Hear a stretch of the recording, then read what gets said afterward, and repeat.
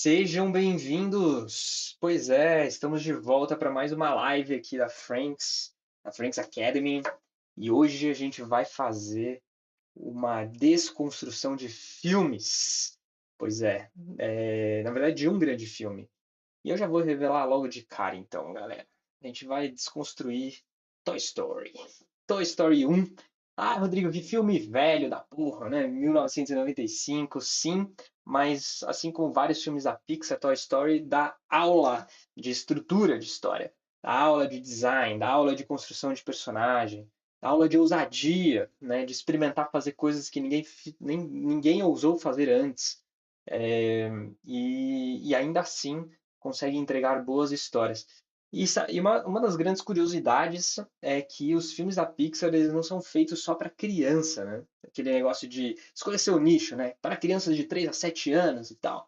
Não, você pode pegar de 3 a 7 anos, 12 a 15, 15 a 25, 30 a 70, 80 anos, as pessoas assistem e falam assim: nossa, adorei essa história. Agora, se você ama Toy Story, assim como eu, esse vai ser o maior deep dive, né? O maior mergulho por trás, né? Para entender o que constrói Toy Story que vocês já viram na face da Terra. Prometo isso. Se eu não entregar isso no final, vocês podem me cobrar, mas eu vou fazer uma ultra desconstrução. Eu estou começando a fazer essas desconstruções porque muita gente falou para mim assim: pô, Rodrigo, você tem um olhar muito profundo, muito técnico para como criam as histórias, é muito legal você compartilhar isso com todo mundo. E eu acho que vai ser denso, tá? Essa live não vai ser curta, vai ser longa. Mas já que estão falando que talvez tenha valor para a galera, eu vou compartilhar e eu vou compartilhar tudo, não vou guardar nada. Como se fosse a aula definitiva sobre como construir Toy Story 1. É isso que eu vou buscar entregar hoje e espero que vocês gostem muito. Bom, alerta de spoilers, né? Spoilers para filme de 1995 não é spoiler, mas sim eu vou entregar tudo da história. Eu vou falar sobre tudo e mais um pouco, inclusive as coisas que você acha que viu, mas não viu, ou as coisas que você acha que não viu, mas estava ali provavelmente escondido no seu inconsciente. Exatamente. Então, vamos lá. Vamos começar. Sem mais delongas. Galera, essa desconstrução ela tem quatro etapas. A primeira etapa são os 8 estágios do story design. Então, ela tem tudo a ver com a trama. Tá? Então, quais são as escolhas do roteirista, dos criadores dessa história, para fazer cena a cena, beat a beat, sequência a sequência, ato a ato, a história acontecer. Aí eu vou mostrar como essa trama, esses 8 estágios, eles representam, de alguma maneira, a estrutura universal, a forma universal de história. E a gente vai falar bastante sobre isso, que tem tudo a ver com filosofia clássica, porque isso aqui vem de Aristóteles, né? Um filósofo clássico de 2.300, 2.400 anos atrás. E funciona até hoje e faz com que Hollywood crie grandes histórias usando exatamente isso que vocês estão vendo aqui. O que eu estou mostrando aqui para vocês, eu ouso dizer que ou nunca foi, ou pouquíssimas pessoas no Brasil já tiveram acesso a isso aqui. Isso aqui assim, é a nata da nata da nata de Hollywood usa, mas nem todo mundo em Hollywood usa, e nem todo mundo sabe disso daqui. Isso aqui é o ouro, tá? Então, como criar boas tramas, como dar forma para essa estrutura de um jeito que ela seja universal, ou seja, que o mundo consiga olhar e falar assim, uau, que história incrível. E aí a gente vai para a terceira fase. A terceira fase é a história para além da trama, porque a história, quando ela é uma boa história de verdade, a gente tem que olhar para o que não está sendo dito, né? Tem texto, subtexto, tem o que está sendo expresso pelos atores ou pelos personagens, né, em animação, e tem aquilo que está sendo representado, mas não está sendo dito, está sendo falado sem dizer, de alguma maneira. Então, a gente vai extrair todo o significado da história que está se passando na tela, mas não está sendo falado, não está sendo mostrado diretamente, mas existe, está lá. Tá? E aí a gente vai para a quarta fase, que é a construção do nosso protagonista, nesse caso aqui, do Woody. Por quê? Porque toda história é sobre alguém, e quanto mais interessante esse alguém, quanto mais profundo e complexo esse personagem, mais profundo e complexa é a história, mais universal ela se torna, mais potente ela se torna. Lembrando que, né, que a estrutura de atos clássica, ela é a estrutura que transforma o potencial do nosso personagem em ato. Através de atos, esse personagem vai se atualizando, vai se potencializando, vai se transformando através do quê? Das suas escolhas, dos seus hábitos, das ações e reações que acontecem ao longo dessa história. A gente vai falar muito disso hoje, tá? Então, vou desconstruir nesse nível essa história.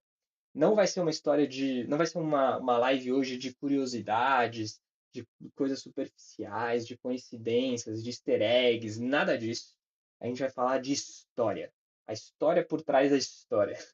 Tá? E vamos mergulhar fundo. Essa live é para quem gosta de mergulhar fundo, para quem quer ir além, para quem está construindo suas próprias histórias, seus próprios personagens e querem aprender técnicas, querem aprender os fundamentos, querem aprender os princípios que vão te preparar para criar não só a história que você está criando agora, mas todas as histórias daqui para frente, para o futuro.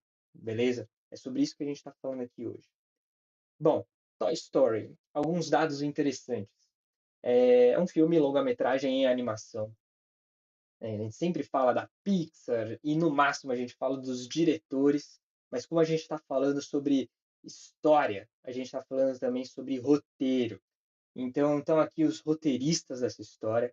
Acho muito importante a gente falar dos nomes que escrevem as grandes histórias do planeta, porque não são os grandes nomes que a gente vê na mídia, mas sem essas pessoas aqui, ninguém ia ser famoso para nada. Por quê? Porque está todo mundo, desde o diretor, os atores de voz, os artistas visuais, interpretando o que essas pessoas um dia escreveram. Esses são os artistas originais que dão vida para a história antes da gente conseguir tangibilizar ela de maneira visual, audiovisual. Essas pessoas são as pessoas que, no final das contas, na minha opinião, são as mais importantes para fazer essa história acontecer. E não é que só elas são importantes. Obviamente, o olhar do diretor, principalmente, né, faz toda a diferença de como vai dar vida para a história que está escrita, mas ainda assim ele ainda está dando vida para uma coisa que essas pessoas escreveram. Então, Joss Whedon, Andrew Stanton, né, que talvez seja o mais famoso deles aqui, o Joel Cohen e o Alex Sokolov, né, o Sokolov, são os roteiristas por trás de Toy Story 1. Esse filme foi lançado em 1995. Foi através dele que Steve Jobs conseguiu levantar, abrir na bolsa a Pixar, né, e levantar milhões de dólares e conseguir quebrar seu contrato com a Disney e ter pernas, né, para correr sozinhos e fazer da Pixar um grande estúdio de animação. Essa história foi contada ali naquele livro muito famoso que chama Criatividade S.A. Super recomendo vocês que são da indústria criativa, ou que são criativos, ou estão entrando nesse mundo, conhecer a Pixar por trás. Mas também é negócio, né? A arte também é negócio. Então, além né, de Steve Jobs, para quem não sabe, Steve Jobs foi fundador da Pixar junto com o Lester, né? John Lester, o Ed Catmull, e eu acho que é isso, né? Esses são os fundadores da Pixar. E ele ajudou a Pixar a levantar o negócio Pixar. E ele conseguiu fazer tudo isso com o lançamento desse filme aqui. Esse filme estourou a boca do balão, como diriam os meus avós, fazendo quase 400 milhões em bilheteria. Isso em 1995 devia ser uns 300 milhões, assim. Os 100 milhões aí veio de lá para cá, assim, adicional. Mas isso era muito dinheiro em 1995, é muito dinheiro ainda hoje. E eles produziram esse filme com 30 milhões, né? Ou seja, voltaram aí 12 vezes mais, 14, 13 vezes mais o valor investido, que é dinheiro pra caramba, até para os dias de hoje, para produzir uma animação, 30 milhões de dólares é um bom valor, principalmente quando a gente está falando de mercados fora dos Estados Unidos. Hoje, nos Estados Unidos, só de curiosidade, esses filmes já são produzidos com 200, 300 milhões de dólares. Tá? O idioma original em inglês, 81 minutos de filme. E agora vamos mergulhar. Chega, chega de enrolação e vamos apresentar para vocês os 8 estágios do Story Design. Tá? E vamos mostrar como isso foi sendo aplicado para Toy Story. Você que quer criar sua história, você precisa seguir esses passos. E eu estou falando assim, precisa mesmo, tá? Não é opcional. A gente precisa olhar para todos eles. Inclusive, a minha recomendação é que seja nessa ordem. E aí a gente vai entendendo como a gente pode construir a nossa própria, tá bom? Ninguém cria histórias para si mesmo, né? Ou talvez até tenham pessoas que criam para si mesmo. Mas se a gente está querendo criar histórias, é para alguém ler, é para alguém assistir, é para alguém consumir essa história no final das contas, certo? Bom, afinal de contas, se a gente está querendo se expressar, colocar alguma coisa do mundo, é para tocar vidas, né? É para fazer com que pessoas tenham insights de como viver a vida que um dia a gente teve. E a gente gostaria que essas ideias tocassem um público, tocassem pessoas para ajudar essas pessoas a viver.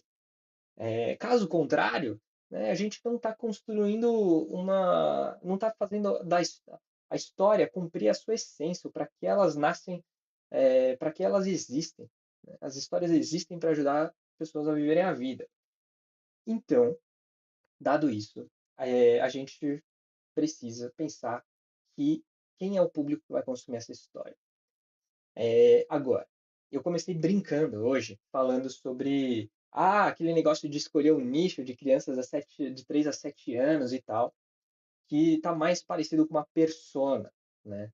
Que é muito comum em marketing e tal. Eu vou falar de uma maneira diferente sobre isso.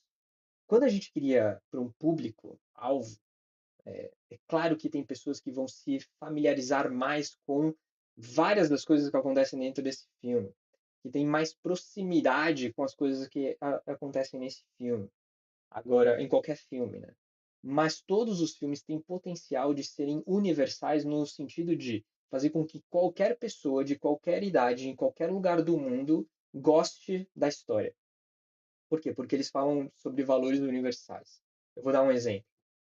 Tem alguém aqui nessa live que não quer ser amado, que não gostaria de ser reconhecido pelo trabalho que faz, que não quer ter coragem para correr atrás dos seus sonhos.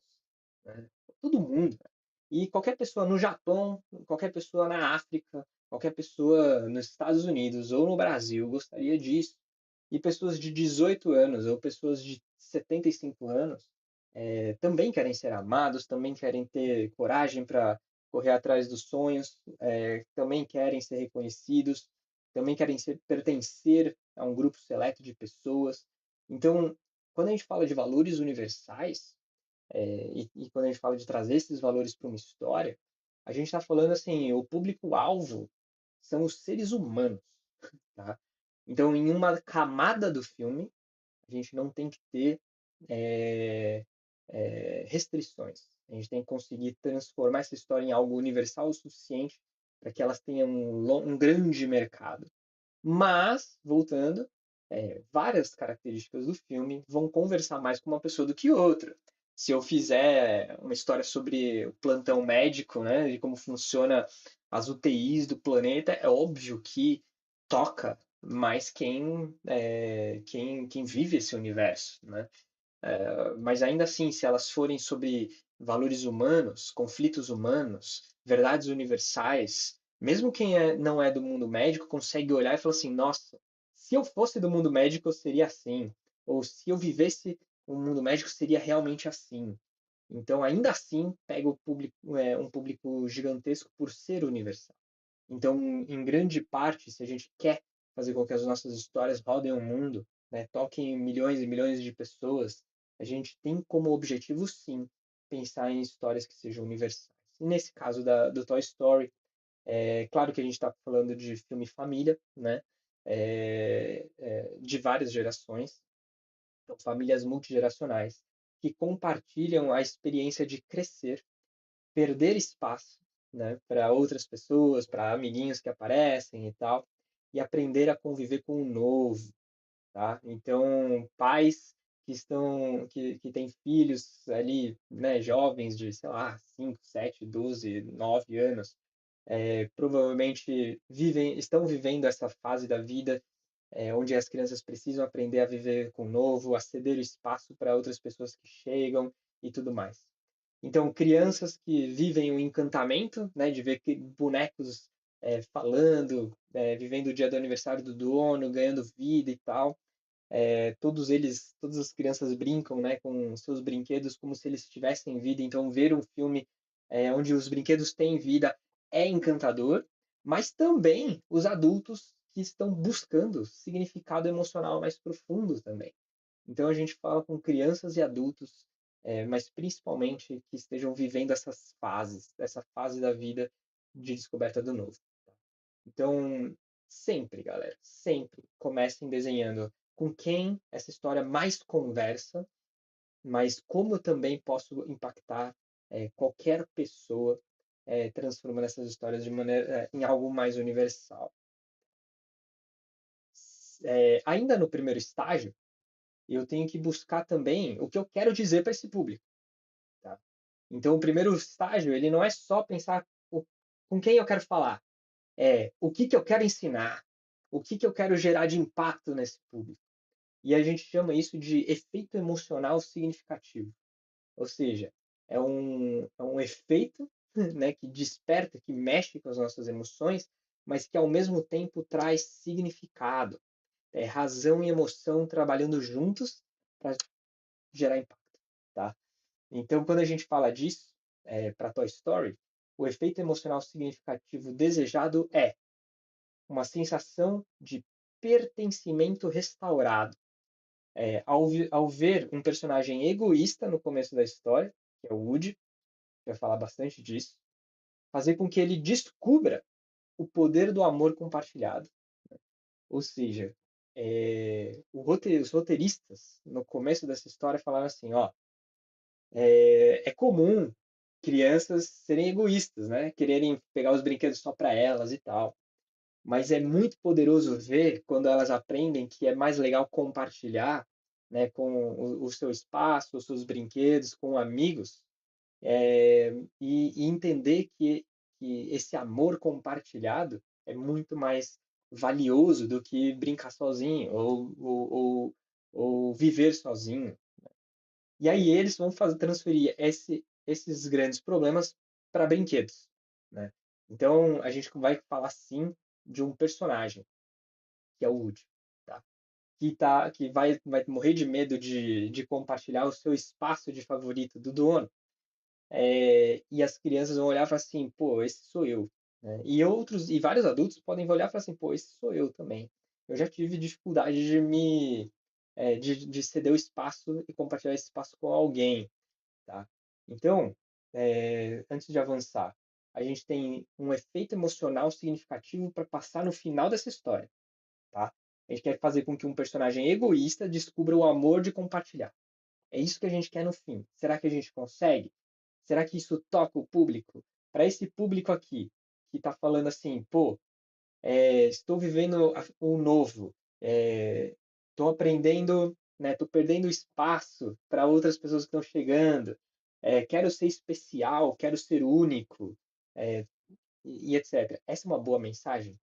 Pô, é uma super mensagem, né? Uma mensagem super poderosa, é um belo ensinamento, e talvez até um ensinamento universal, né? Que qualquer pessoa do planeta pode aprender isso daqui. Me parece uma boa ideia, tá? E a gente vai fazer isso através do passo 2, então, dos 8 estágios, que é o quê? Desenhar muito bem quem é esse personagem. Esse passo aqui, eu vou desconstruir ele inteiro lá na fase 4, tá? Eu vou mostrar, assim, eu vou virar o Woody do avesso e vou mostrar tudo que ele representa para o mundo. Eu vou trazer todas as facetas dele e a gente vai entender profundamente quem é esse personagem. E é seu papel, sim, desenhar esse personagem de maneira bem profunda. Mas não somente, porque esse personagem ele vive em algum tempo, em algum lugar. Ainda na fase 2, a gente precisa pensar. quem é esse personagem, onde e quando. Não só quem ele é. Eu preciso pensar, pô, quando se passa essa história, né? Quanto tempo dura essa história? E onde ele vai estar fisicamente? E qual é o nível de conflito? Ou seja, aqui na tela vocês estão vendo a dimensão, uma coluna ali de dimensão. Existem 4 dimensões do tempo e espaço. Tá? Quando a gente fala de cosmologia, quando a gente fala de criação de mundo, isso aqui serve muito para quem está fazendo world building também, é pensar qual a localização no tempo, ou seja, aqui nesse caso a gente está falando mais ou menos dos anos 90. Essa história se passa mais ou menos nos anos 90. Então ela era contemporânea para a época. Ao mesmo tempo, a gente está falando da infância pré-digital, assim, né? Então, ainda não existia celulares e computadores disponíveis para qualquer pessoa em qualquer lugar como é hoje. E ele é um tempo simbólico da imaginação, essa infância, né? Ele é muito simbólico. Então, essa é a localização do tempo dessa história. Então, onde ela está localizada no tempo? Aí a gente tem a segunda dimensão, que é a duração da história. Essa história acontece o quê? Ao longo de 17 anos da vida do Andy? Não. Talvez isso sejam os 4 Toy Stories, né? Até ele ir para a faculdade e tal. Mas essa história acontece em 3 dias, mais ou menos. Tá? Que é a mudança. A mudança, o dia do aniversário, melhor, dia do aniversário, a mudança. Isso acontece muito rápido. Só que isso é contado em 90 minutos, né? Em 81 minutos, nesse caso. Beleza. Então, essas são as dimensões do tempo. Aí a gente tem as dimensões de local, né? Do espaço. Então, a primeira e mais óbvia é onde acontece. Tá? Então, aqui eu deixei algumas imagens. Passa pelo quarto do Andy, passa pelo Pizza Planet, passa pela casa do Sid, pelo quintal do Sid, e aí vai para a rua, né? Onde eles fazem a fuga para tentar pegar o caminhão de mudança que tá indo embora. E aí a gente tem um nível de conflito. O que que é o nível de conflito? A gente olha para a história como um todo e a gente desenha qual o nível de conflito desse universo, desse planeta, né, que está se passando na história. Esse planeta de brinquedos que falam, que estão vivendo nesses lugares aqui. Então, pensando na vida desses brinquedos, eles são uma sociedade hierárquica que vive em conflitos de status, ou seja, quem é o favorito do dono, né? E de pertencimento. Então, status e pertencimento são os níveis, são as coisas mais valiosas para essa sociedade de brinquedos que estão vivendo. Então, quando a gente pensa em espaço, a gente precisa pensar qual que é o nível de conflito que esse espaço compartilha. Então, é isso.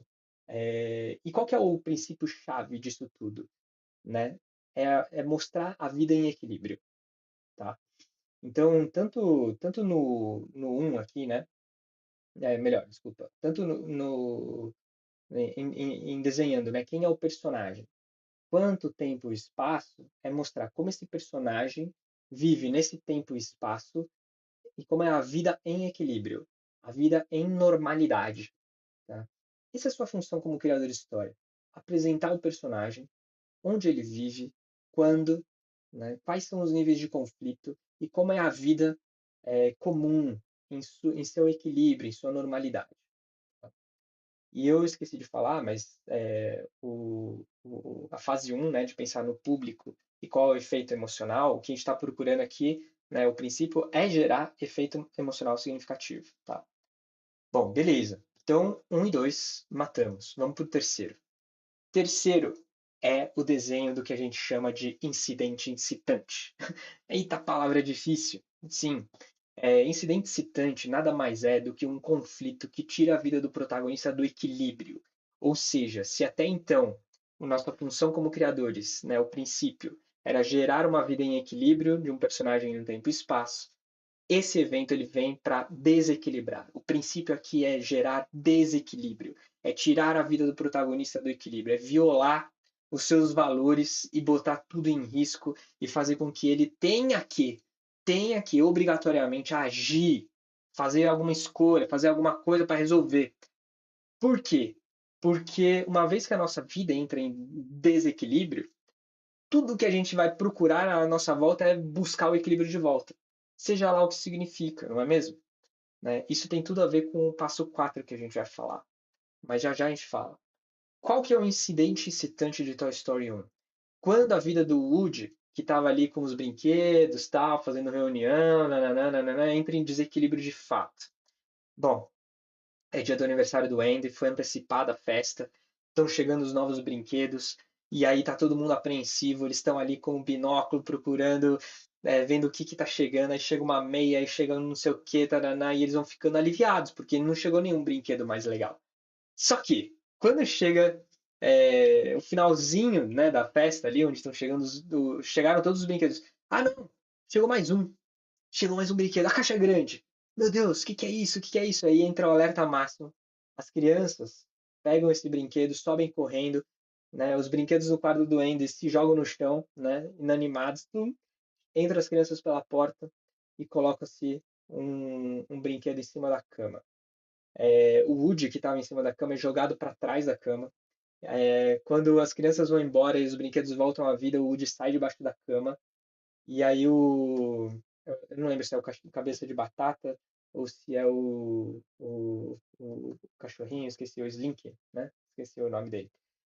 Pergunta para ele, fala assim: Nossa, Woody, por que que o Andy te jogou para debaixo da cama? Aí ele, não, não, ele provavelmente não me viu arrumando o chapéu assim, né? Com super vaidoso, do tipo, eu sou o brinquedo mais favorito do Andy, ele jamais faria isso comigo, né? E aí, quando ele olha para cima, ele vê essa cena, né, do Buzz, né? Ele levanta, olha, e aí a vida dele corre um sério risco. Ele, que é o brinquedo favorito do dono, agora corre o risco de ser substituído, de ser trocado, de ser esquecido, guardado num baú e não ser mais brincado. Agora, qual que é a coisa mais importante na vida de um brinquedo? É ser brincado, né? Então, e qual que é o dia mais perigoso, né, cá entre nós, na vida de um brinquedo? É o dia do aniversário ou o dia do Natal, porque sempre chegam novos brinquedos. Ou seja, não é à toa que os roteiristas escolheram começar essa história no dia do aniversário do Andy. Então, quando a gente está falando de tempo e espaço, a gente vai entrar a gente pinta ele de maneira geral, mas aí a gente vai ter que escolher um lugar específico. Tá, é mais ou menos ali nos anos 90, mas começa no dia do aniversário do Andy. Tá vendo como é ultra específico? Por quê? Porque tem significado. Chegam novos brinquedos, é um dia de risco para os brinquedos que já existem. E aí o que a gente vai fazer? Vai trazer um brinquedo novo que vai colocar todo mundo em risco de ser substituído, de ser trocado. Agora, por que que isso tudo é importante? Porque é nesse momento que a gente torna essa história universal. Por quê? Porque eu e você, se a gente for substituído pelo nosso empregador, pela nossa namorada, namorado, se a gente for substituído, né, pelos nossos filhos, né, abandonam a gente e vão brincar com seus amigos e não querem mais saber dos pais. Esse medo de ser substituído, ele está em todas as partes. Eu não preciso ser um brinquedo para entender o que está acontecendo aqui. É por isso que é universal. Então, é genial a maneira como é construído o começo dessa história, e por ser genial, ela também traz muita potência. Tá? O incidente citante, ele é um lugar para a gente mostrar para o mundo que essa história tem potencial de acontecer em várias coisas. E essa daqui acaba de mostrar pra gente assim, o que que esse brinquedo vai fazer. O incidente excitante abre perguntas e vai fazer o Woody ter que agir, beleza? Então vamos lá. A chegada do Buzz Lightyear ameaça o lugar de Woody. Isso desequilibra o valor de pertencimento, né, essa posição de favorito do Andy, e cria uma tensão dramática. Então agora temos tensão e temos drama. Tensão e drama andam juntos. Tá? Se não tem tensão, não tem drama. A gente precisa ter conflito, precisa ter mudança. E o incidente excitante, ele obrigatoriamente tem que trazer muita tensão, tem que trazer muito drama e tem que colocando, né, a vida do protagonista em desequilíbrio. Beleza? Aí a gente vai para o passo 4, que está diretamente atrelado ao incidente excitante. toda vez que a nossa vida sai do equilíbrio, a gente quer voltar ao equilíbrio. Isso significa que a gente se disparam, né, nesse momento. Então, significa que no incidente excitante se disparam desejos. Tá? E eu estou falando no plural mesmo. Por quê? Porque existe o desejo consciente e o desejo inconsciente desse personagem nesse momento. O que é isso, Rodrigo? Desejo consciente é aquilo que o personagem, na hora, ele vai conseguir expressar. Ferrou, eu quero isso. E agora eu preciso fazer aquilo. Tá? O desejo inconsciente está inconsciente. Então ele não verbaliza, mas não quer dizer que ele não existe. Não quer dizer que não está lá. Esse desejo inconsciente, ele vai ser revelado ao longo da história. A gente não vai ter certeza absoluta aqui. A gente pode desconfiar de várias coisas aqui, mas a gente só vai ter certeza lá na frente. Só que você, como criador, como criadora, como roteirista, como autor e autora, você tem que saber qual é o desejo consciente e inconsciente que está emergindo desse conflito, desse incidente excitante. Então, qual que é o desejo consciente? A gente chama também de objeto de desejo.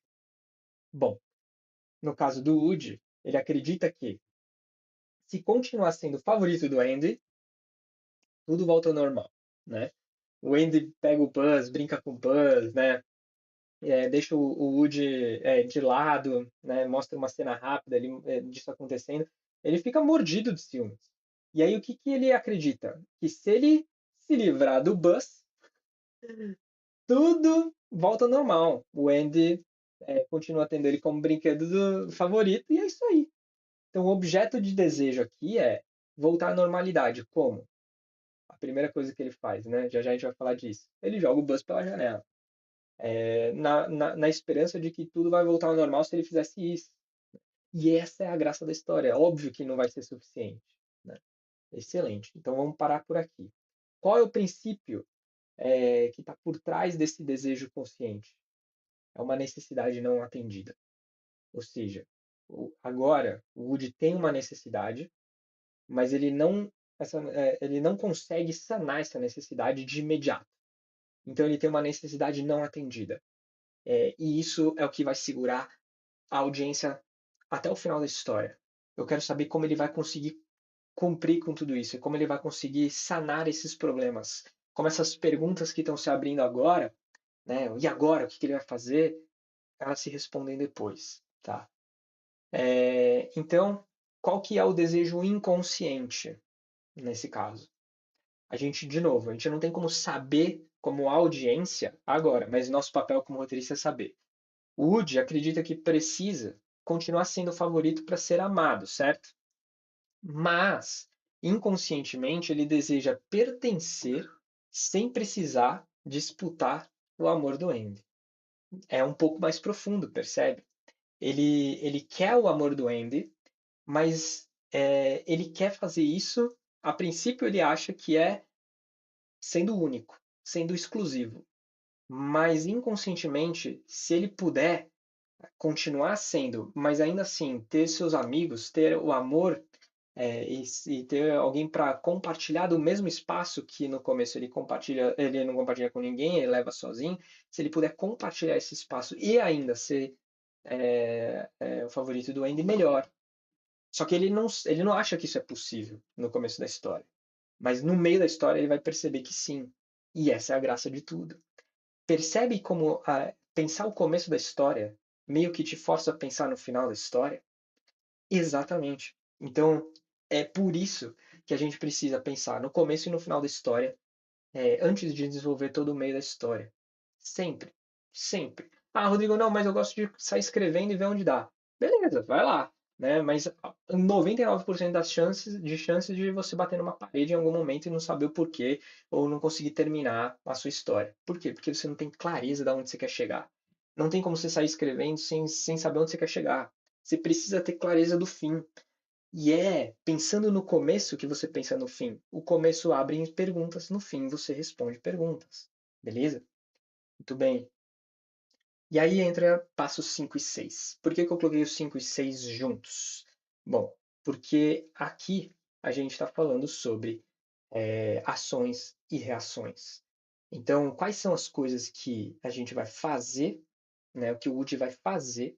Quais são as primeiras coisas que o Woody vai fazer para conseguir tudo aquilo que ele deseja?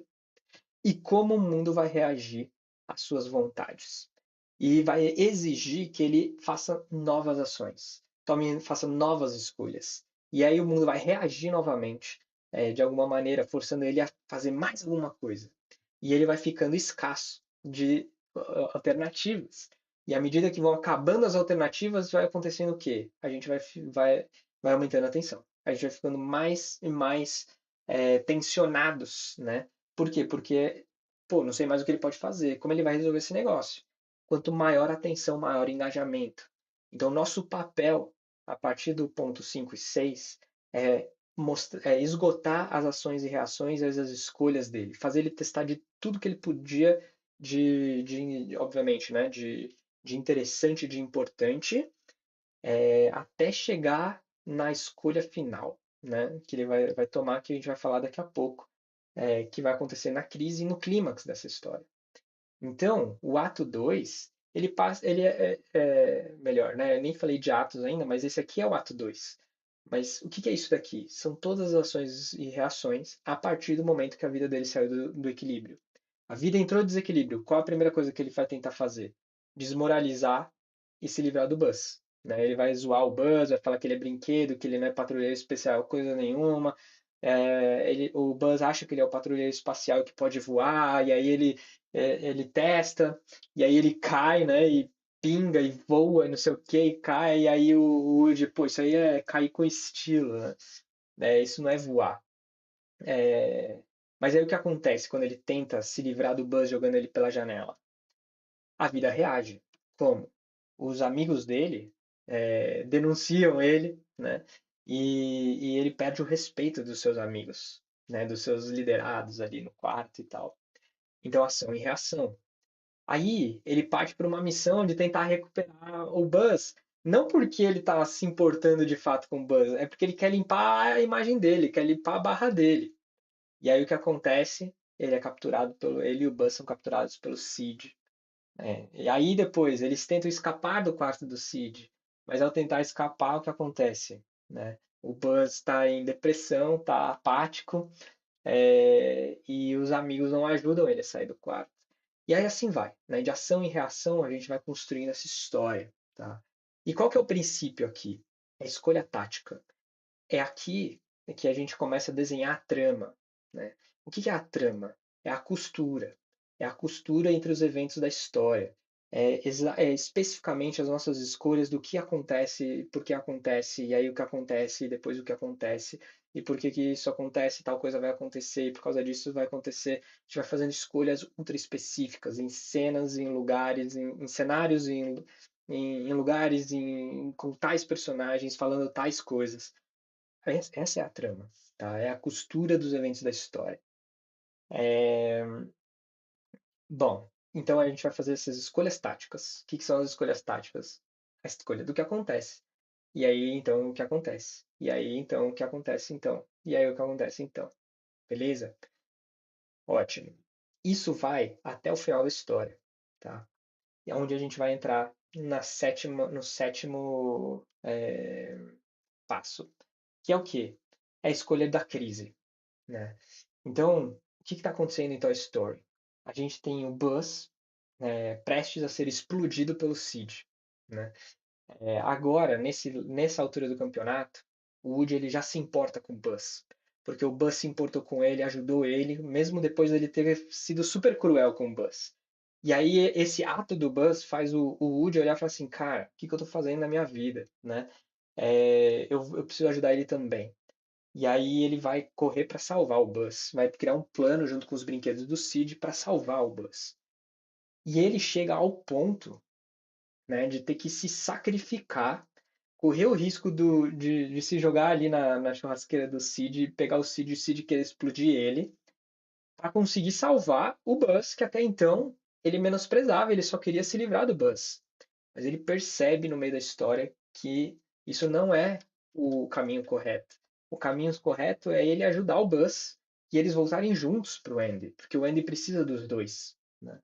E aí, na crise, na hora que o Sid tá ali, né, acendendo o foguete, o Woody chega pra salvar o Buzz.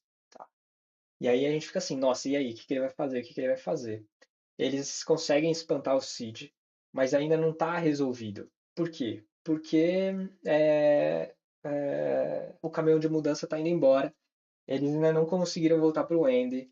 Os brinquedos, ele ainda não limpou sua imagem com os brinquedos, né, com seus amigos. Nada está resolvido de fato ainda.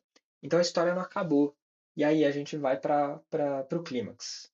Tá? O clímax dessa história, ele acontece só quando ele consegue trazer o Buzz de volta, provando para os amigos que na verdade ele está realmente interessado em salvar o Buzz. E ele, ao mesmo tempo, está provando, por A mais B, pelas suas ações e reações, que ele se importa com o Buzz, de verdade. E que ele topa dividir esse espaço de favorito do dono com outro brinquedo, com o Buzz. Isso aqui, nesse ponto, esse personagem já está completamente transformado. Então, a reação climática, ela reage, né, à crise. E aí a gente tem aqui o Woody acendendo foguete e voando, né, até caírem no carro do Andy. Qual que é o princípio-chave aqui?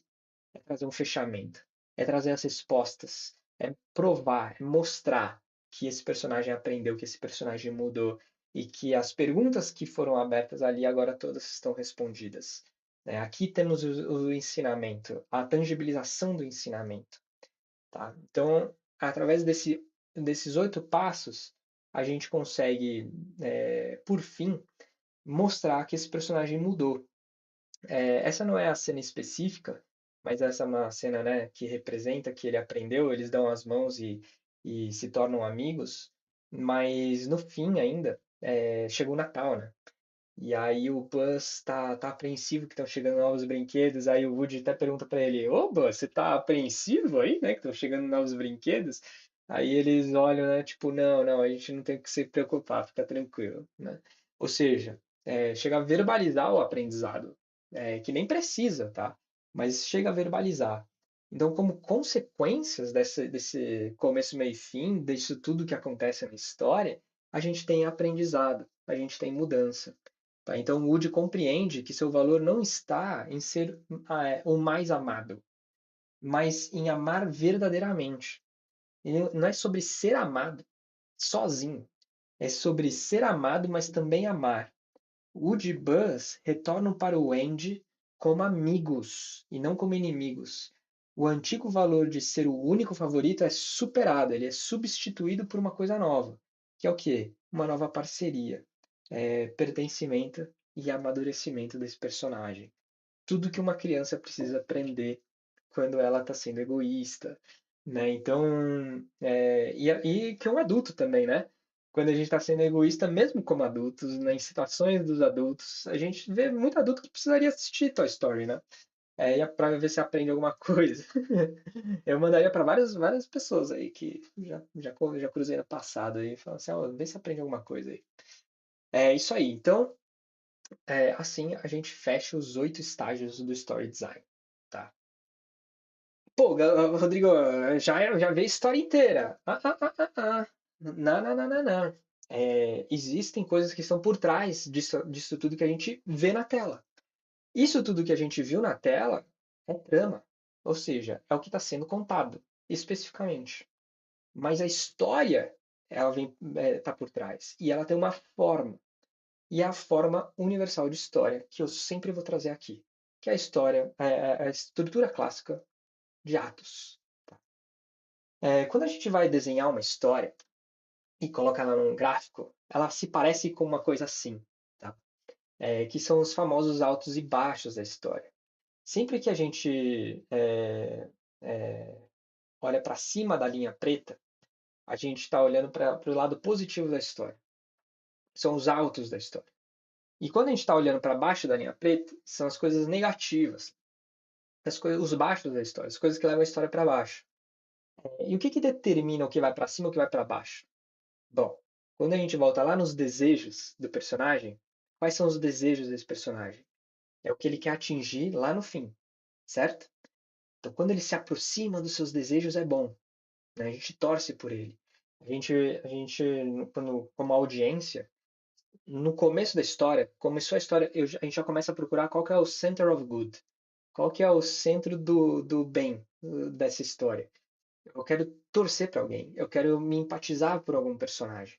E aí, quando a gente simpatiza, é apresentado ao protagonista e simpatiza com os personagens, e fala assim, nossa, ele é como eu, né? Ele é humano como eu, mesmo sendo um brinquedo, eu começo a torcer para ele. E quando ele tem desejos, se ele consegue os desejos, é bom. Pô, aquele que eu tô torcendo tá conseguindo aquilo que ele quer. Agora, quando ele se afasta dos seus desejos, porque a vida tá colocando forças antagônicas e tal, o que acontece? Vai para baixo. Ele se afasta, é negativo, quando ele se afasta dos seus desejos. Então, o que, que determina que vai para cima? Quando ele se aproxima dos seus desejos. O que, que vai para baixo? Quando ele se afasta dos seus desejos. Ah, e se eu tenho uma cena que não se aproxima nem se afasta dos desejos? Corta do filme porque ela é desnecessária. Literalmente, corta, corta, corta, corta, corta. Todas as cenas, todas cenas, é uma regra, tá? Todas as cenas precisam ou mostrar como o personagem se aproxima ou como se afasta dos seus desejos. Se não, para que ela tá lá? Não tem por que essa cena existir. Ah, mas é que eu queria mostrar a casa do personagem. Então você dá um outro jeito de mostrar a casa do personagem em cenas que mostram como ele se aproxima, como se afasta dos seus desejos. Pega tudo isso que você quer dizer e dilui nas outras cenas. Mas aqui só vai as cenas que ajudam a gente a entender o que vai para cima e o que vai para baixo. Aulas, hein, galera? Aulas. Isso aqui é muito alto nível, tá? Eu pego roteiros de pessoas ultra profissionalizadas de Hollywood, aqui no Brasil e em qualquer lugar, e tem falhas. As pessoas criam cenas que não ajudam a entender nada, né? Puro exposition, ou seja, pura exposição de informações. Eu não quero puro, eu quero significado, quero informações que tenham significado, tá? Isso aqui é muito rebuscado, isso aqui é muito legal, muito divertido, vocês estão tendo acesso em primeira mão. Vamos lá. Beleza, a gente tem esse gráfico, né? Então, como é que funciona a estrutura de atos? Esse gráfico ele fica dividido mais ou menos assim. A gente tem ato um, ato 2, ato 3. Pô, o ato 2 é grande, né? Sim, o ato 2 é o maior ato da história. Uma história de 1h40, 10, 15 minutos, 15, 20 minutos no máximo é ato um. Poucos filmes levam até meia hora, tá? Ato 3 é muito rápido. É coisa de 10 minutos, 5 minutos, talvez até um minutinho você mata tudo de uma vez em uma única cena. Então, o ato 3 talvez seja o mais rápido de todos. Porque o ato um não dá para simplesmente só começar, né? A gente precisa ter um tempo para apresentar o personagem, um tempo, espaço e simpatizar com o personagem. Não dá para começar já e coisas acontecendo. Eu não sei nem o que tá, não tem significado. Não sei quem esse cara é, se ele foi atropelado, se é bom, se é ruim, não sei. Às vezes ele merecia, às vezes não merecia. Então eu preciso de tempo no ato um para ambientar essa história. Aí eu trago o incidente citante. E o ato 3 já está tudo acontecendo. Se eu conseguir condensar o significado de uma cena rápida, a gente mata o ato 3 muito rápido. Todo o resto, 1h, 1h30, dessa 1h40, 1h20, vai, é ato 2. Tá? Então o ato 2 é o mais difícil de ser construído. Por quê? Porque pô, é o que dá mais trabalho. É o lugar onde a gente mais tem chance de fazer com que essa história não seja crível, pensar em coisas e se perder, levar a história para outro lugar, ter vontade de mudar de direção. É mais pica de fazer, tá? Muito difícil, muito difícil. Mas o ato um e o ato 3 são os mais importantes de acontecer. Porque se nada acontece no começo, eu não prendo a audiência a querer saber onde vai dar no final. E se eu não entrego um baita clímax, um baita final, o que acontece? A audiência vai embora e fala assim, mano, o que, que eu fiquei 1h40 esperando e nada aconteceu nesse final? Que raiva, né? No final, de ver filmes e séries ou ler livros que no final não acontece nada de significativo. Então, ato 1 e 3 é o começo do nosso processo. A gente precisa saber o que acontece no começo, saber o que acontece no final. São as primeiras coisas que a gente pensa. Depois a gente constrói o ato 2. mas é muito difícil construir esse ato 2 de maneira poderosa, tá? Então vamos lá, avançamos, certo? Falamos o quê? No começo a gente tem a ambientação, e aí a gente tem um incidente excitante. É um evento que joga a vida para cima ou para baixo. Aqui nesse exemplo eu joguei para baixo. É como, sei lá, chegou um brinquedo favorito do dono. A vida do protagonista está em risco. E é um problema, né? Então ela foi para baixo. Ele tem o desejo de pertencer ao seu favorito do Andy. Chegou um brinquedo que afasta ele desse desejo. Beleza? Agora, uma outra história. Rodrigo ganhou na Mega Sena. Positivo. Pô, fiquei rico. Da hora. Mas aí vai chegar os meus parentes, né? Querendo meu dinheiro. E aí começa uma história. Então esse evento ele também pode ser positivo, tá? O ponto é desequilibrar a vida do protagonista. Não é ser ruim. Não é uma coisa ruim que precisa acontecer. Normalmente é. Mas não é uma regra isso. A regra é desequilibrar. Eu preciso desequilibrar. Tá? Para o bem ou para o mal. Então a gente tem um incidente citante. Aí lá para frente, entre ato 2 e 3, a gente tem a crise. Né? A crise normalmente é para baixo, porque é um momento que a gente não sabe mais o que o protagonista vai fazer. E ele está ali lutando, e aí ele está acabando os seus recursos, ele não sabe mais o que fazer, e consequentemente a gente também não sabe mais o que fazer. Aí ele vem com um insight, né? Ele vem com uma ideia de como resolver, e aí a gente leva para o clímax. Né? E aí no clímax ele faz ou não faz, ele consegue ou não consegue. E aí depois tem uma resolução, que é o quê? É como a vida passa a ser depois do clímax. E quando a gente compara com a ambientação, esse protagonista tem que ter mudado completamente. O personagem lá no começo e o personagem lá no final, depois do clímax, tem que ser outro personagem. Tá? No caso do Woody, ele é completamente diferente. Ele não tem mais o medo de ser trocado, ele não tem mais a crença de que se chegar outro brinquedo ele vai ser substituído e que ele perde o significado da sua vida. Né? Não, a vida continua se chega outro brinquedo.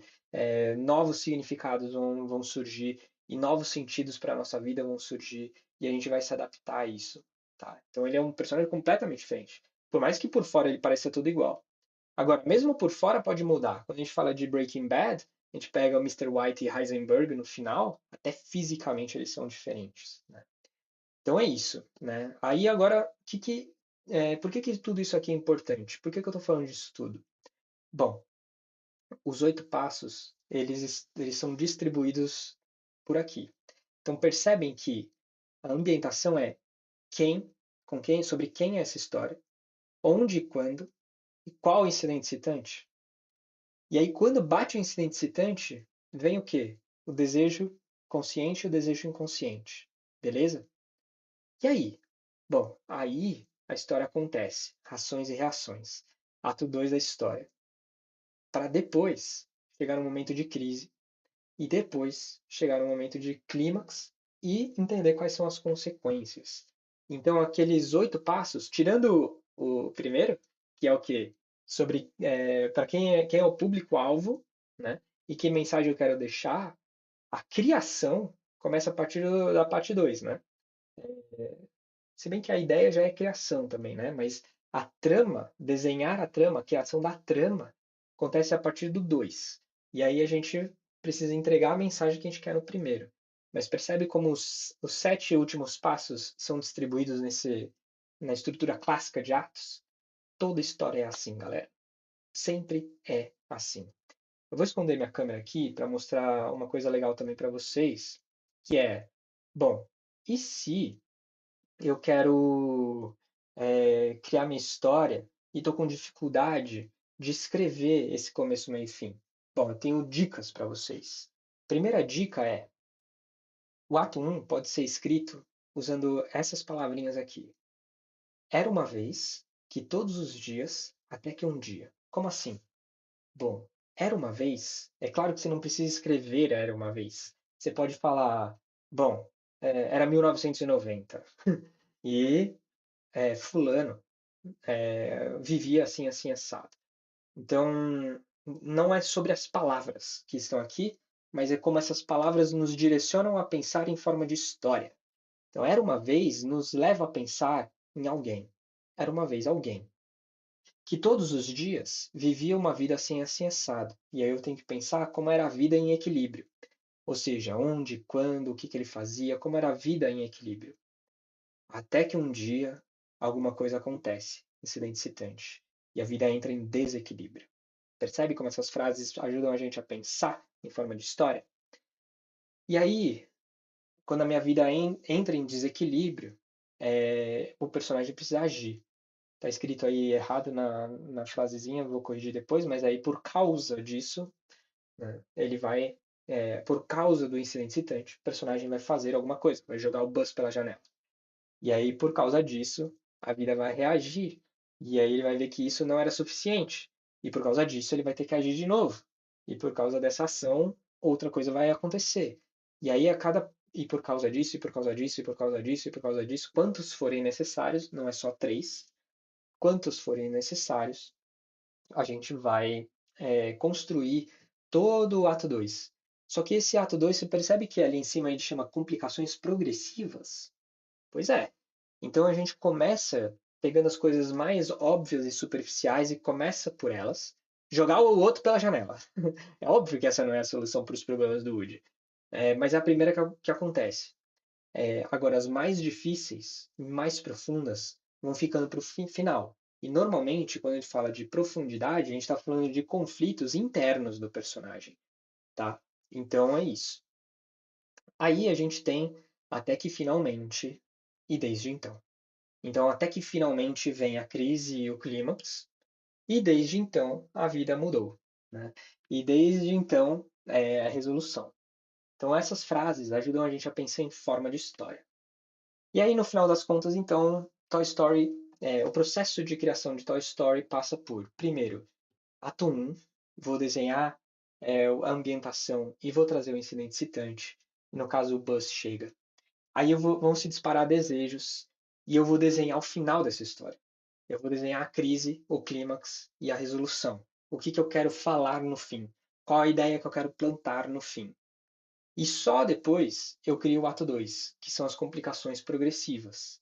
Tá? Então, sabendo qual é o arco, ou seja, o ato 1 e o ato 3, cria-se um arco, o começo e o fim da história. Desenhando o arco, aí eu crio o meio da história. Tá? Esse é o processo criativo que leva criadores e roteiristas a criarem as melhores histórias do planeta. Beleza? Beleza. Então vamos lá. Fechamos agora a segunda fase e entramos na terceira fase, que é a história para além da trama. Como assim, Rodrigo? A gente não falou até então da história? Sim e não. Né? Quando a gente fala da trama, a gente consequentemente está falando da história também. Mas o que eu quero trazer para vocês é que por trás daquilo que a gente está vendo, ouvindo, né, e captando com os nossos sentidos, a gente existe algo por trás. Existe significado por trás das coisas que estão acontecendo. E existem perguntas que ajudam a gente a entender esse significado. E a gente vai se apresentar a elas agora. Então vamos lá. Primeiro, qual a mudança da condição de existência? Nossa, que difícil, Rô. O que isso quer dizer? Quem é o Woody no começo, quem é o Woody no final, como a vida dele muda, tá? Então, qual a mudança na condição de existência desse personagem? E condição de existência significa assim que a existência era condicionada a algo e no final a existência é condicionada a outro algo. Então, no começo a existência do Woody é condicionada a ser o único favorito do Andy. No final a condição de existência dele não é mais essa no começo, é outra, né? Então, do que para quê? Então a gente sai do medo da substituição, né? É uma existência guiada por medo de ser trocado, ser substituído, e a gente entra em outra, na valorização da amizade, no ressignificado do que é pertencer, tá? Então é uma nova condição de existência. A sua história tem isso? Tem mudança na condição de existência? Uou, você está na frente de 99,99 pessoas do planeta que criam histórias. Tá? De verdade. Isso aqui é transformação de personagem no nível mais profundo, de existencial. Tá? É isso que a gente tem que buscar numa história, uma mudança na condição de existência. Segunda pergunta: qual é a causa central dessa mudança? Ou seja, o que faz a mudança acontecer?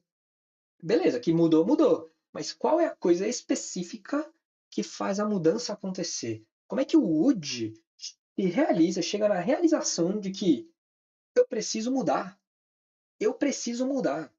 E essa cena é quando o Woody vê o Buzz fazer algo por ele, né? Ele está dentro de uma caixa. Em cima dessa caixa tem uma caixa de ferramentas. Ele não consegue mexer essa caixa. Ele está preso no quarto do Sid. O Sid vai levar o Buzz, vai explodir o Buzz e depois o fim do Woody é certo, né? Ele está nessa situação. O Buzz está desolado. Ele está preso num foguete. Ele vai morrer no dia seguinte. E eles trocam uma ideia, uma conversa. E o Buzz olha para o Woody e fala assim: Cara, você tem significado sim, na vida do Andy, mesmo com a minha chegada. Você precisa sair daqui, eu vou te ajudar. E ele salva o Woody. Mesmo depois do Woody ter encrencado com o Buzz a vida inteira, o tempo inteiro, o filme inteiro. Mesmo o Woody não dando a mínima pro Buzz, menosprezando a existência do Buzz e querendo a não existência do Buzz na vida do Andy. Então, mesmo assim, o Buzz vai lá e ajuda. Uou, quem é esse cara? Né? O Woody pensa, uau, por que ele está fazendo tudo isso por mim? Né? Isso é belo, isso é bonito. Esse ato do Buzz desinteressado é maravilhoso. Ele mexe com a existência humana, com a essência humana, porque a gente, como ser humano, a gente não vive sozinho, a gente vive coletivo. E esse ato do Buzz abre os olhos do Woody. Essa é a causa pontual e específica que faz o Woody mudar, tá? Então, vou ler aqui para vocês. O Woody vê Buzz fazer algo por ele mesmo, desculpa, algo por ele, mesmo depois de tudo que ele fez para o Buzz, o que muda a sua perspectiva e cria um verdadeiro laço de amizade. Tá? Então, percebe como é específico? Não é uma somatória de coisas. Não, é uma coisa específica que faz a mudança acontecer. Esse é o famoso plot twist. Esse é o grande plot twist dessa história. Tá? É o que a gente chama de turning point, né? Ponto de virada. Esse é o mais importante da história, tirando o clímax e incidente citante. Tá? Vai, então é o terceiro mais importante. Terceira pergunta. Qual é o valor central emergente no final da história? Lembra que no passo 1 a gente pensa no público e pensa qual a mensagem a gente quer deixar, que é um valor emocional significativo, um efeito emocional significativo? Esse efeito acontece com a emergência de um valor humano universal e que emerge do clímax. Então, o valor central da história a gente só sabe quando acontece o clímax. E qual que é ele? O valor é substituição e pertencimento. Como assim, Rodrigo? Você falou o valor, porque tem duas palavras aí. Porque o valor, ele nunca é só positivo ou só negativo. O valor, ele tem a sua faceta negativa e a sua faceta positiva. E como assim? Coragem e covardia, amor e ódio, justiça e injustiça. E nesse caso, substituição e pertencimento. Né? Ou ele é substituído ou ele pertence. Então, no final da história, a gente vê que o Woody, que tinha medo de ser substituído, agora ele quer pertencimento. Ele quer até que o Buzz pertença a essa nova vida perante ao Andy, ao seu dono. Então a gente tem aqui o medo de ser substituído, sendo substituída por uma vontade de pertencer, de ter uma amizade. Tá? É isso aí. E aí, qual que é a ideia que governa essa história, então? Né? Ou seja, qual a ideia governante? Em outras palavras, o tema. Quando a gente fala de tema, é comum a gente pensar amor, ódio, mas isso percebe que tem mais a ver com valores e não tanto com o tema. O tema é sempre uma frase, por isso eu prefiro a expressão ideia governante, porque ela ajuda a gente a pensar numa frase. Então, qual que seria uma possível ideia governante? A minha interpretação da ideia governante dessa história. Bom, o verdadeiro valor da vida está no pertencimento e na amizade, não na exclusividade e no individualismo. Ou talvez a gente podia falar de outra forma, né? Como a gente só entende o verdadeiro significado né, da amizade, quando aprendemos a olhar para o outro verdadeiramente e ajudar o outro, mesmo quando o outro não ajuda a gente, né? Algo do tipo. A gente pode expressar essa frase de várias maneiras diferentes, mas ela precisa carregar essa essência. Percebe como isso resume muito bem a história do Toy Story, né? Então, essa é a ideia governante da história. E aí, qual é a qualidade do arco dessa história, né? O arco é o começo e fim, do começo ao fim, né? Que é o incidente citante e o clímax. Então, se o incidente citante é o Buzz chegando e o clímax é o Woody e o Buzz trabalhando junto para voltar para o Andy, né? E fazerem uma amizade e aprenderem a conviver, como a gente avalia se esse arco é profundo o suficiente? Porque você pode estar ali na sua tentativa de fazer o seu arco de história e falar assim, putz, mas eu não estou convencido de que isso aqui tá bom, que isso aqui tá profundo demais ou de menos e tal. Como eu posso avaliar isso? Bom, então eu trouxe um checklist para vocês.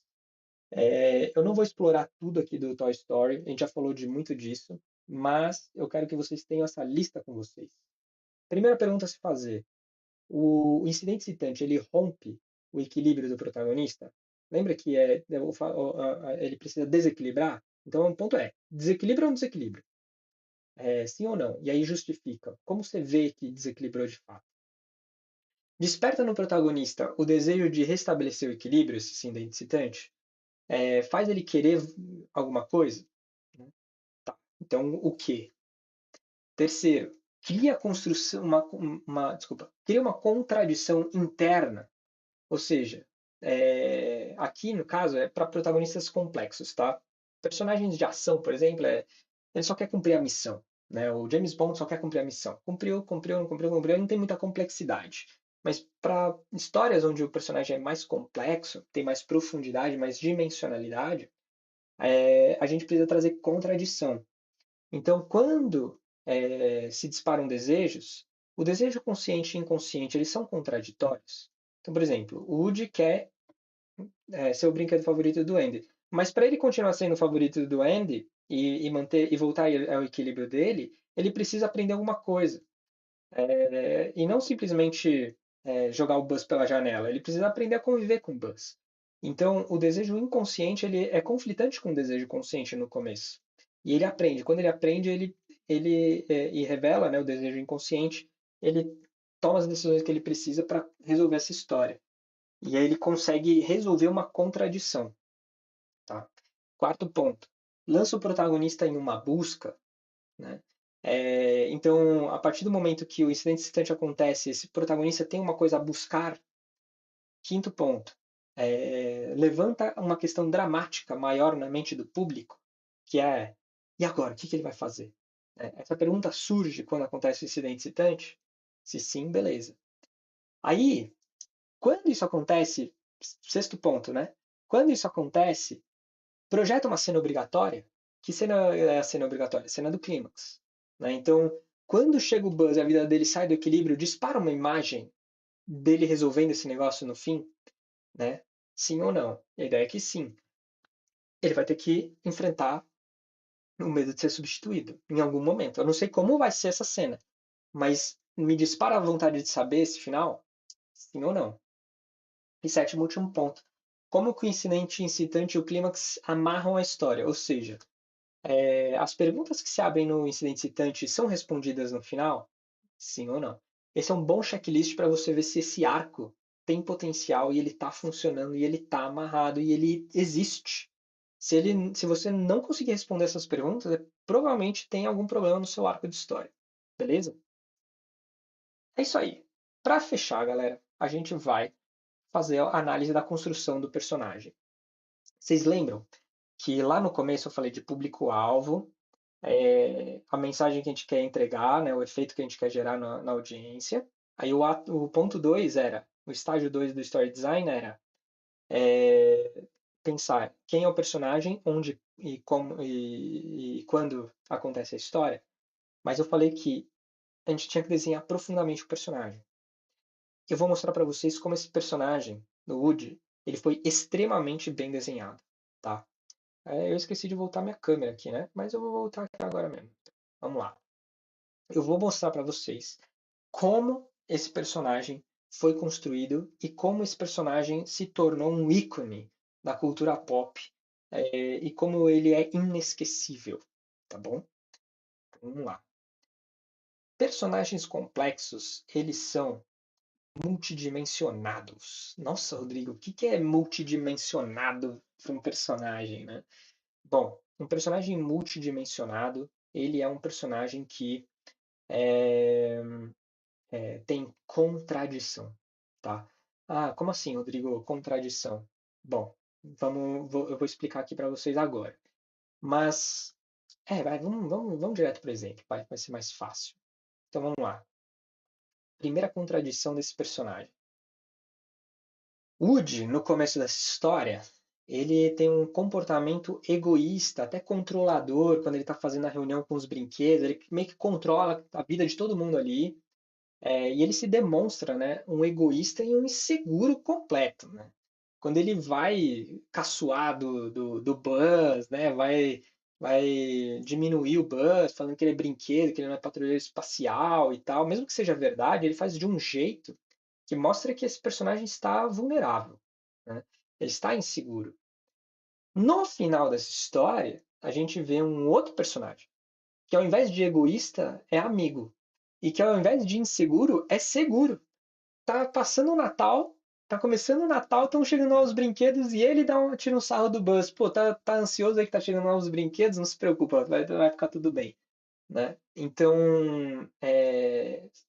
a mesma pessoa, o mesmo caráter, né? Para quem não sabe, personagem em inglês é character, e character em português também é caráter. Sempre que a gente está construindo um personagem, a gente está construindo o caráter desse personagem. Então, o mesmo caráter é capaz de ser egoísta e inseguro, uma faceta, e ao mesmo tempo ele consegue ser amigo e seguro. Como essas duas coisas coexistem dentro de uma mesma pessoa, né? Pois é, isso é o que torna pessoas interessantes. E é isso que torna personagens interessantes. Quanto mais facetas, quanto mais dimensões e contradições esses personagens têm, mais complexos eles são, mais próximos de humanos eles se tornam. Tá? Beleza.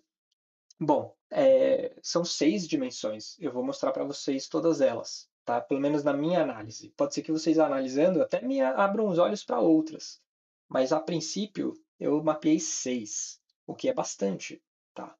Vamos lá. Para filme é bastante. Para séries, se você escreve séries, está buscando escrever séries, aí eu acho que podem ter personagens com 12, 16 contradições e facetas. São bem mais complexos de filme. Mas para filme, 6 é bastante. Quando a gente fala do Rambo, ele é unifacetado. Ou ele atira, ou ele atira. Não tem outra coisa, ele só atira. Ele começa o filme e mata pessoas. Ele não muda, ele não tem nenhuma outra contradição, não tem nada. Ele é unifacetado. Então, 6 dimensões para um personagem é bastante, tá? Para um filme. Então vamos lá. Qual que é a segunda contradição que eu vejo? Por um lado, no começo da história, ele é mentiroso e insensível. Ah, como assim mentiroso? Quando ele joga o Buzz pela janela, mesmo sendo por acidente, ele não queria jogar o Buzz pela janela, né? Ele queria jogar para trás da cômoda. Só que aí o acidente acontece e ele voa pela janela. Foi meio de propósito, mas ele não queria exatamente aquilo.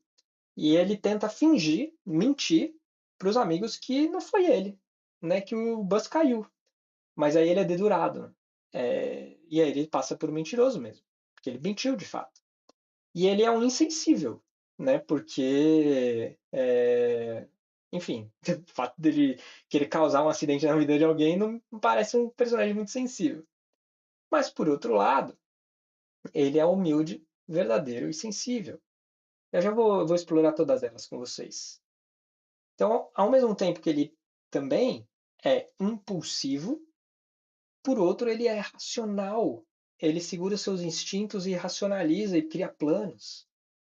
Ao mesmo tempo que ele é um covarde, né, de agir pelas costas, ele é corajoso e heróico. Ao mesmo tempo que ele é infantil e cruel, ele é maduro e altruísta. E ao mesmo tempo que ele é um líder antipático, ele é um líder carismático. Tá. Rô, como assim tudo isso? Onde você vê tudo isso? Eu vou mostrar para vocês. Ele é um egoísta inseguro no começo do filme. É, e eu não sei se vocês lembram dessa cena, né? Ele metendo o dedo na cara do Buzz. O Woody ele é muito over, assim, ele é muito além da conta no começo. Ele metendo a cara no dedo na cara do Buzz, assim, você deixa a Betty Boo pra lá porque ela é minha. Possessivo, né? E inseguro e egoísta. Ele chega a falar isso. Né? E sai de perto dos amigos e do Andy, não sei o que, pananã. Ele é um líder antipático, né? Olha a cara dele ali, né? Falando, se você, ele fala assim, se você não tem um parceiro para mudança, get one, né? Tenha um. Obriga, dá uma bronca, né? Personagem antipático, e tal. Aí o Buzz chega, né? E ele quer desmoralizar o Buzz. E olha a cara dele, mano, tirando sarro da cara do Buzz. Ah, você acha que você é um patrulheiro espacial? Que piada, tá ligado? E aí ele, mano, cruel, cruel, cruel e infantil. Covarde. Ele joga pro Buzz pela janela, agindo pelas costas, mano. Que covarde. Surreal. Impulsivo, né? O ato também dele é impulsivo, ele não pensa muito. Ele vê ali uma oportunidade, vai lá e age por instinto, por impulso. E ele é um mentiroso insensível, como eu falei, que eu já expliquei. Né? Ele mente depois que ele joga. Percebe como todas essas facetas negativas, elas acontecem muito rápido, tudo na ambientação e no incidente citante, né? E um pouquinho depois. Bom, isso daqui revela quem é esse personagem no começo da história. Só que ao longo da história ele começa a surpreender a gente sobre quem ele verdadeiramente é. E aí ele começa a mostrar. A partir do momento que ele vê o Buzz agir por ele, mesmo depois dele ter feito tudo isso com o Buzz, ele reconhece e é humilde em reconhecer que ele está errado. E aí ele mostra um lado verdadeiro e não mentiroso, sensível e não insensível, não mentiroso, mas humilde, tá? Então, o humilde está em contraposição com o mentiroso. Verdadeiro e sensível está melhor. Humilde e verdadeiro é oposição com o mentiroso e insensível e sensível fazem oposição. São facetas contraditórias. Isso aqui é humano, gente. Isso aqui é humano, né? Quantas pessoas não querem emagrecer, mas não largam chocolate? A contradição é humana. Aí o racional acontece quando? Pô, ele tem um plano e ele organiza o time do Sid, né? Os brinquedos do Sid, para resgatar o Buzz. Ele sempre cria planos, ele é um cara racional. Não é aquele cara impulsivo que joga as pessoas pela janela por instinto. E ele é corajoso e heróico, e não um covarde, quando ele se joga na churrasqueira correndo o risco de ser capturado pelo Cid e também ser explodido, né? E coloca sua vida em risco para salvar o novo amigo. Né? É um ato heróico esse sacrifício, e não de covardia. Né? O mesmo personagem consegue ser essas duas coisas. E ele é maduro e altruísta quando ele consegue chegar no carro do Andy, que está partindo para a mudança. Depois de ter salvado o Buzz, ele fez tudo que ele precisava. Ele salvou o Buzz e ponto. E ele está pronto para ir embora com o Andy. E o Buzz fica preso na cerca, mano. E aí o que ele faz? Ele pensa, olha e fala assim: não, eu vou salvar o Buzz até o fim. E ele pula do carro, sacrificando de novo talvez nunca mais encontrar o Andy para salvar o Buzz. E ele salva o Buzz e aí eles juntos vão correr atrás do caminhão de mudança. Durante todo depois, né, de salvar o Buzz, ele mostra todos os brinquedos vêm em torno dele, tipo parabéns para vocês e tal. Ele mostra ser um líder super carismático que reconhece o que cada um fez. Ele fala, pô, que jogada de mestre, hein, fulano? Fez tal coisa. Pô, parabéns, muito legal, obrigado, valeu, time. Totalmente diferente da primeira reunião. E aí a gente vê o lado dele verdadeiramente amigo e seguro, né? Tanto nessa ação de ficar pelo Buzz, quando ele fica preso na cerca, quanto lá na cena do Natal, que ele já está muito seguro de si. Gente, isso é arte. Isso é arte de história. É transformar personagens em personagens que parecem humanos, né? Isso aqui isso aqui é arte. Isso aqui é arte da história, tá? Bom, então, quem verdadeiramente é o Woody, né? Como a gente desenvolve esse personagem que a gente está vendo multidimensionado? A gente tem duas coisas que a gente pode fazer para desenvolver o personagem. Caracterizar esse personagem, a gente vai trazer características para ele, e a gente vai expressar o verdadeiro caráter desse personagem, tá? Então, caracterização é tudo aquilo que a gente consegue perceber e ver com os nossos sentidos, vamos colocar assim. Aí, e por interpretação. E o verdadeiro caráter, ele é pura interpretação através dos atos e das ações e reações desse personagem. O verdadeiro caráter dele, ele está expresso aqui já, tá? Nessas dimensões do personagem. Tá? O verdadeiro personagem é esse. Tá? Mas e a caracterização? Por exemplo, e a roupa? Como é que eu penso na skin do meu personagem? Como eu penso nos trejeitos dele, nos gestos, na sexualidade dele, como eu penso todas essas outras coisas? Porque em algum momento isso foi criado, né? Nada vem do nada. Pô, então vamos lá. A gente tem as características explícitas, as características implícitas e a gente tem o verdadeiro personagem, tá? Essas são as coisas que moldam um bom personagem bem construído. As características explícitas, meu, pode ser infinitas, tá? Eu trouxe várias aqui, mas vai para além disso daqui se você quiser. Isso aqui é infinito, mas isso aqui também é mais superficial, tá?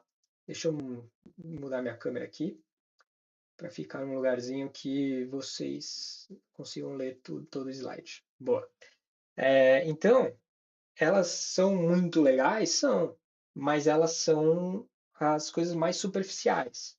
Só que nos pequenos detalhes, elas podem fazer toda a diferença. Bom, então, pô, vai desde nome, apelido, aparência física, skin, seus maneirismos, casa, transporte, expressões faciais e gestos e tudo mais. Então tem um monte de coisa que você pode pensar. Fora essas, né, tem mais. Pô, qual o símbolo que esse personagem carrega? Né, a gente só pensa em arquétipo, né? Mas arquétipo a gente esquece que é símbolo.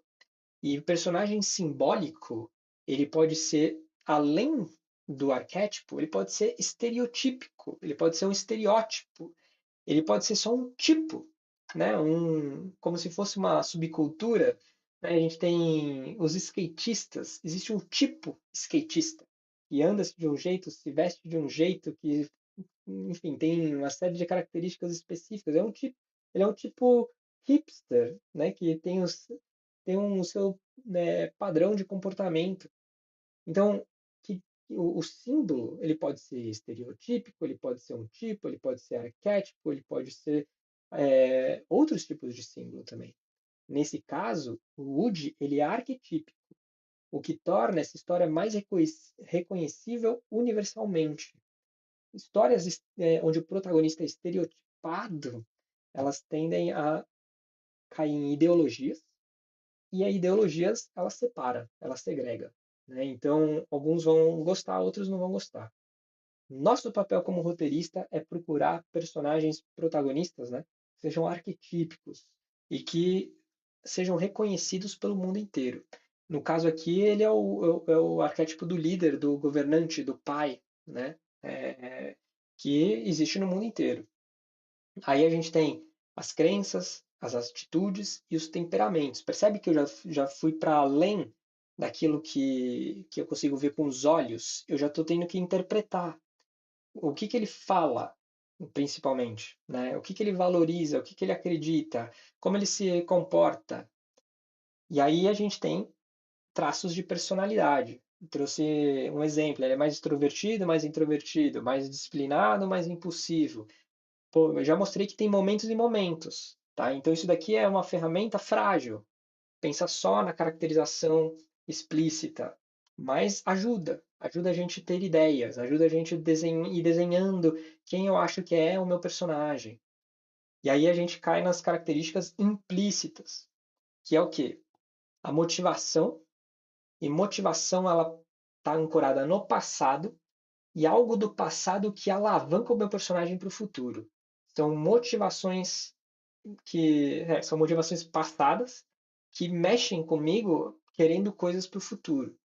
E essas motivações elas podem vir de dentro para fora ou elas podem vir de fora para dentro, né? Coisas que acontecem para mim ou coisas que acontecem por mim, tá? Então aqui deixei alguns exemplos do Woody. E esses também são os desejos, que a gente falou muito, né? Então, desejo consciente e inconsciente. Motivações mais desejos, características implícitas. Fora isso, a gente tem os valores mais latentes, né, do personagem. Opa. A gente tem as necessidades mais latentes. A gente tem a mentira que ele conta para ele mesmo, né? E a ferida e o fantasma que ele carrega. Depois eu encorajo vocês a lerem tudo isso e verem com calma. E assim a gente fecha características implícitas. E quem é o verdadeiro personagem? Ele é aquele personagem multidimensionado, que se revela apenas e quando ele toma decisões. Ele, principalmente sob pressão, quando ele está vivendo dilemas. Dilemas são situações onde eu tenho que escolher entre duas coisas boas ou entre duas coisas ruins. Né? Então, dilema é onde a gente mostra quem é quem e quando está sob pressão. Vou contratar fulano. Me fala aí sobre quem é você verdadeiramente, né, numa entrevista. O fulano vai falar o quê? Ah, não, eu sou perfeccionista, mas eu trabalho duro. Tá? Esse é a verdadeira pessoa? Não. A verdadeira pessoa a gente só vai ver na hora do pau, na hora do vamos ver, bota para capar, e aí quem é quem? Né? Aí as pessoas se revelam, a sua verdadeira face. Então, é a mesma coisa que a gente tem que fazer numa história. Trazer conflito, trazer contradição, trazer problema e fazer esse personagem enfrentar dilemas e situações complexas. Eu trouxe alguns exemplos aqui de situações, né, que também estão contempladas ali naquela mandala que eu fiz do personagem. E é assim que a gente descobre quem é o verdadeiro personagem. Então, galera, se vocês criam fichas de personagens, não tem como vocês saberem quem é o verdadeiro personagem. Vou repetir. Se vocês só criam fichas, se vocês só criam fichas de personagem, vocês não têm como saber quem é o verdadeiro personagem. Você só sabe quem é o verdadeiro personagem quando você bota esse personagem para ação, para agir, para ele virar história. Quando ele começa a virar história, você começa a desenhar a história e botar esse personagem para escolher. Aí você começa a dizer e descobrir até quem é esse personagem de verdade, tá bom? Isso aqui é o nível da arte dos personagens. Bom, concluindo, galera, o Woody, né? Ele é um personagem maravilhoso, inesquecível por todos esses motivos que a gente acabou de falar. E essa história é uma história universal e poderosa que nunca vai morrer. Essa história vai ser atual para sempre, porque os assuntos que ela aborda não são assuntos que nasceram hoje e não são assuntos que vão morrer amanhã. Se a gente é criador de história e quer que as nossas histórias vivam para sempre, a gente precisa buscar histórias que falam sobre problemas humanos na raiz humana, que sejam universais. E assim as nossas histórias se tornam inesquecíveis. E aí eu pergunto para vocês, né? E aí, com tudo isso, todo esse passo a passo, 2 horas de live, vocês entenderam como é que faz? Querem que eu pegue na mão mais ainda? Se quiser, eu tenho um jeito ainda. Bom, para quem não sabe, eu dei vida recentemente para uma formação para criadores de história, uma formação completa, que pega tudo isso que vocês estão vendo aqui e aprofunda 1000 vezes. Isso é possível, Rodrigo? Orra, né? Então, você quer criar histórias profundamente, você tem que entrar nessa formação chamada Arte da História. O que a gente vê aqui? Bom, sabe essa história aqui? Tá vendo? Todas as cenas decupadas numa plataforma, né, chamada Notion. que só tem acesso quem é aluno. E aí a gente separa em cena a cena, em sequência a sequência, em ato a ato. Para quem não sabe, bits constroem cenas, cenas constroem sequências, sequências constroem atos. Então a gente tem todas essas visualizações de Toy Story para vocês. E aí você consegue selecionar cenas específicas. Qual é o incidente citante de Toy Story? Qual a crise? Qual é o clímax? E já está ali separadinho para vocês filtrarem e estudarem essa história. Só que, galera, tem 14 filmes da Pixar já feitos, né? Não é só do Toy Story. Você quer aprender de todas as outras? Tá aqui. Você quer comparar Toy Story 1, 2, 3 e 4? Olha a minutagem. Ah, acontece o incidente excitante nos 15, 17, 19 minutos. Nossa, existe um padrão. Ah, quero aprender mais sobre isso. Exato. Então vocês vão poder pegar todos os filmes, quase todos os filmes da Pixar e dar uma olhada. Quando você abre, você tem a descrição da cena.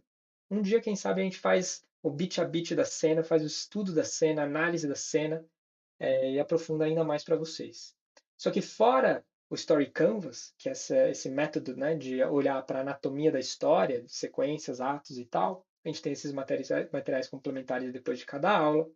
A gente tem o Atlas da História, que todo esse conteúdo que eu fiz para vocês está aqui. Tá vendo todas as perguntas? Qual o valor central emergente? Qual a causa central de mudança? Tudo isso já está ali explicando o que é o conceito e o exemplo do filme que você está querendo analisar. E a gente tem isso para os 14 filmes da Pixar. Tá?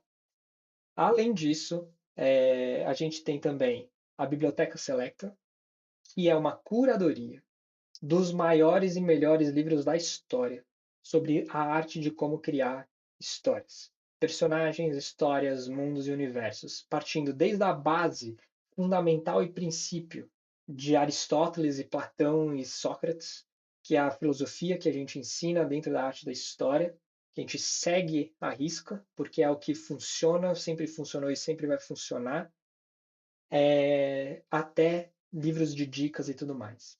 E por fim, tudo isso é material complementar, né?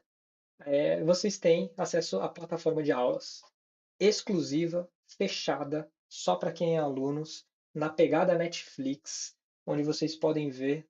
Tá lindo isso daqui, né? Maravilhoso. Olha essas artes que o Wes está fazendo. E o Wes, nosso grande designer, e vocês podem consumir aulas e mais aulas sobre tudo e mais um pouco de história, tá? E aí tem um exemplo de material complementar.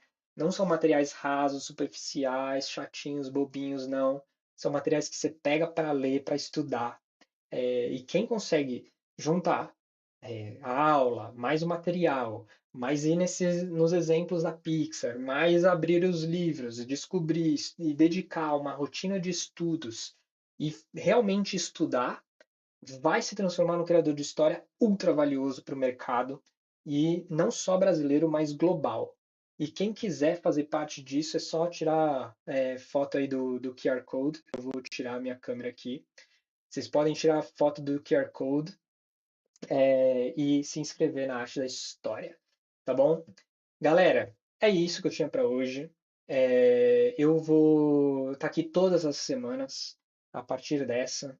Então, espero que vocês tenham curtido, tenham gostado e se juntem a nós, entrem para a arte da história e sejam muito felizes e criadores de histórias maravilhosas, impactando a vida de milhões e milhões de pessoas ao redor do planeta, com personagens incríveis, com histórias incríveis, tá bom? Vem ser um Frank, vem fazer parte dessa comunidade, vem se juntar a outros criadores de história que estão construindo e discutindo no mais alto nível a arte, né, que é criar boas histórias. Beleza? É isso aí, galera. Um grande beijo para vocês e to be continued, né? Continuamos. Até lá. Valeu.